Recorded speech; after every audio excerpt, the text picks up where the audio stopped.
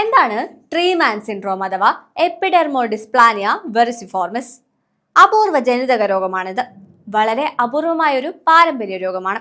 രോഗികളുടെ ശരീരത്തിൽ പരന്നതും ചെതുമ്പൽ പോലെയുള്ളതുമായ ഭാഗങ്ങളും കൈകൾ, കാലുകൾ, മുഖം തുടങ്ങി ശരീരം മുഴുവൻ മൂടുന്ന അരിമ്പാറ പോലെയുള്ള വളർച്ചയും ഉണ്ടാവുന്നു. ഈ വളർച്ച കാലക്രമേണ കട്ടിയുള്ളതായി മാറുകയും മരത്തിന്റെ പുറം തൊലിയോട് സാമ്യമുള്ളതാവുകയും ചെയ്യുന്നു. TMC6, TMC8 പോലെയുള്ള ജീനുകളുടെ മ്യൂട്ടേഷൻ മൂലമാണ് ഇവ സംഭവിക്കുന്നതെന്നാണ് വിദഗ്ധ അഭിപ്രായം. രോഗനിർമ്മാണം എളുപ്പത്തിൽ നടത്താൻ കഴിയില്ല. സ്കിൻ ബയോപ്സി, HPV പരിശോധന, ജനിതക പരിശോധന എന്നിവ നടത്തി രോഗം സ്ഥിരീകരിക്കാം.